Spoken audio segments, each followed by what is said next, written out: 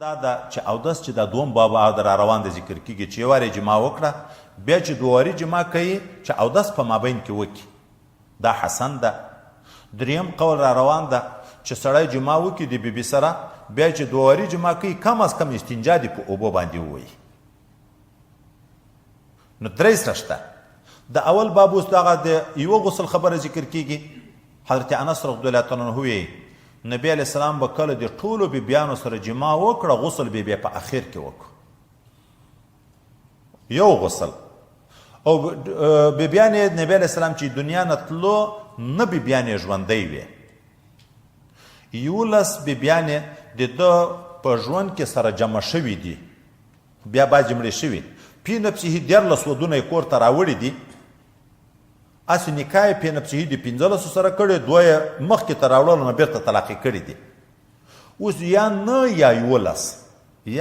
یا 11 د دغو سره یې کله ټولو سره جما کړی بیا په آخر کې غسل کړی. اوس دا هم روا شو چې غسل په آخر کې وکړي. اوس ضمناً په دغه پورې ذاتي بله خبره اعتراض واردېږي چې سړی چې 2 یا 3 یا 4 ودونه ولري لکه د امت حال خو تر 4 نه زیات خو ناروا دي. قسم د ښځو په منځ کې تقسیم کول واجب دي. د قسم اکثر اقل مو د 1 شواروز ده زیات دی خوښه. ګورې دا شرعیت لحاظ نه دا نه ده چې خامخا به قسم یوي.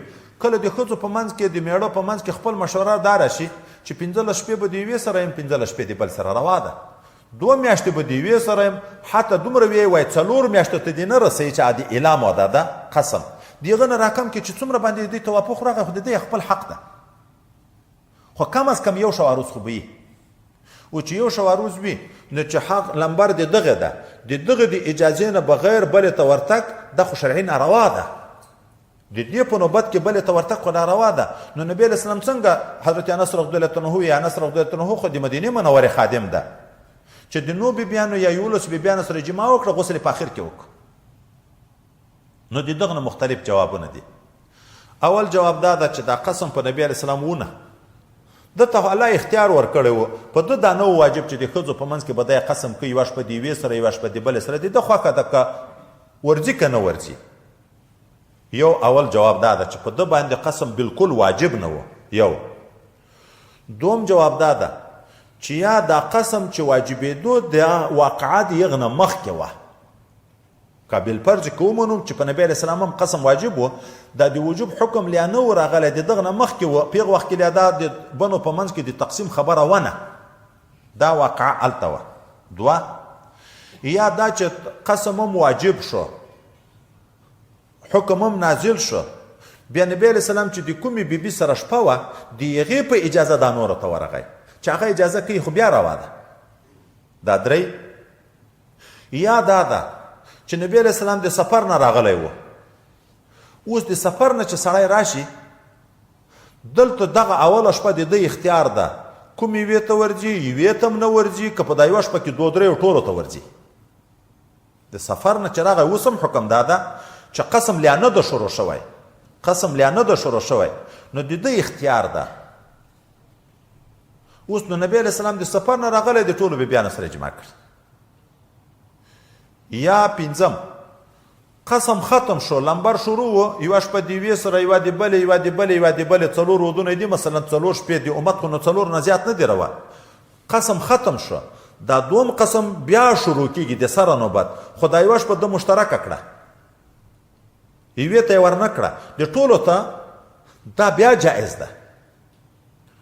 یا 6 حضرت نبی علیه السلام چې حج ته تلو خو بیبیانې هم ټولې بوتلې هلته سنت طریقه دا ده چې حاجي چې حج ته ځي یا عمره کوونکی چې عمرې ته ځي د احرام نه مخکې چې د خپلې بیبي سره جما وکړي سنت طریقه دا ده. ولې په حج کې مختلف خلک ویني ښځې راځي دا چې بیا هلته پردۍ ښځې ته شهوت ونه شي نو اول د شهوت په خپل کور کې پوره کړي دغه لکه څنګه چې نر ته سنت ته خو ښځې ته هم ده خو ښځې هم تلې ښځې خو هم بیا پردي سړي ویني. نو نبی علیه السلام د خپلو ټولو بیبیانو سره جما وکړه چې دا سنت احرام د ده هم پوره شي او د ده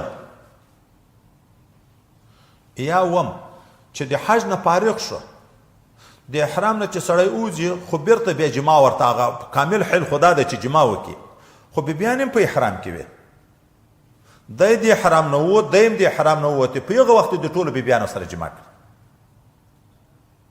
یا نبی علیه السلام ته په شواروز کې 1 ساعت د مازدیګر او ماښام مابین دغه مستثنا و الله چې په دغه وخت کې به دی ټولو کوټو ته تلو، نو که شوق د جماع و جماع یې کول. نور دا خبره چې په کم وخت کې نه وارې جماع کول دا د انسان په وس پوره ده، دا خو دغه ځای کې نه ده ذکر، خو موږ تاسو د بخاري شریف کې نور ځای کې را روان ده. لنډ جواب دا ده چې خلکو کې فرق ده. د اول د منهاج دغه ځای ته اشاره کړې ده جواب. حضرت نبی علیه السلام د 40 جنتیانو طاقت خدای پاک ورکړی و. یوه جنتي ته د دنیا د 100 کسانو طاقت خدای پاک د خوراک، د چکاک، د جماع کولو د 100 کسانو طاقت ورکړی. نو 40 ته د 4,000 انسانانو طاقت، ځکه 40 سلګوني 4,000. نبی علیہ السلام ته د دنیا د انسانانو د 4,000 انسانانو طاقت خدای پاک ورکړی و. چې 4,000 انسانانو طاقت یو کمزوری سړی هم په شپه کې یو وارې جماع کړی شي که نه شي کړی. نو د 4,000 جماع طاقت په یوه شپه کې په ده کې خدای پاک ایښی و. خو اوس به وایي راشو دغه معجزې عظیمې ته عفت ته راشو. خبیثان رد کوي چې نبی علیه السلام نه بیبیانې کړې وې، العیاذ بالله شهوت پرست و. دا صابر و که شهوت پرست و، عفیف و که شهوت پرست و، چې د 4,000 نکاح اجازه باید وای دی ته. 4,000 نکاح حق لري او د اکتفا په 9 بیبیانو کوي یا په 11 کوي. لکه خوراک چې د 4,000 انسانانو خوراک کړی شي او دی کله په یوه خورما وخت تېروي. څومره عظیمه قرباني ده، څومره لوی صبر ده. کنکای خوراک دومره شودېروي په هغه مړیږي. سړی په دا لوی سړی په دومره شودو په ګزاره په شاورز کې کړی شي. ګوره خو چې څومره اشتها ډېرېږي، ډېر خوراک غواړي، په کم شي اکتفا نه شي کړی. نو نبي علیه السلام د 4,000 انسانانو د خوراک طاقت وپکې او د په اکتفا په یوه خورما حتی کله شپې په لوږې تېرې کولې. نو لکه د 4,000 انسانانو لوږه چې په ده تېرېږي، دومره صبر یې کوه، دومره جوع باندې، دغسې په شهواتو باندې. دا 9 بیبیانې چې کړي یا 11 بیبیانې چې کړي، دا هم د یو بل مصلحت د شهوت لپاره نه، اکثره د دین حصه د دوی په واسطه خدای پاک نقل کړی د دنیا ته. او بل لوی حکمت بخاري شریف کې به موږ ته راځي، د ډېرو وعدو یو دا و.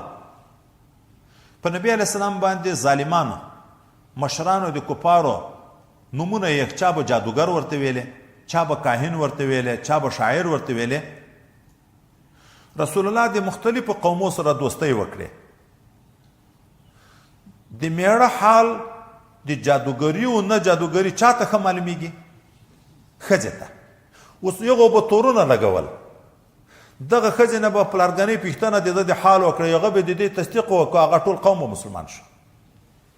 د اسلام د دعوت یو ذریعه وه چې د خلکو ډېر شکوک د ښځو خپلو خورلڼو په واسطه رفع شوه. دوستۍ راغله د ډېرو قومو سره. هر قوم ښځې نه به پوښتنه کېده د نبي علیه السلام د کور د زندګۍ، د ده د اخلاق حمیده و، د ده د هغه حسن سلوک، د حسن معاشرت، دغه پوښتنې وې. هغه چې دی بیان کړه، خلک به ټول متاثر شو، خدای پاک په ایمان باندې مشرف کړه. نو د شهوات په بنیاد نه، نور قسم یا واجب یا نه واجب، خو چې که واجب یم استثناءات صورتونه راغله، د جواز خبره راغله. اوس هم که سړی مثلا 3 ودونه 4 ودونه لري، یا قسم شروع نه د ټولو سره جماع کوي، یا د سفر نه مثلا راغی، یا قسم پوره شو بیا د ټولو سره کوي، یا د چا چې په اجازه ده، چا په لمبر د هغې په اجازه یې دا نور سره کوي، خو کوی شي. خو دا چې غسل به خامخا کوي د یارې جماع نه وروسته، نه، دا نه ده ضرور. که یو واده ویم نه ده ضرور، که 4 ودونه یم چې ټولو سره جماع کویم، غسل په یو په اخر کې وکړه، د جنابت نه خلاصېږي.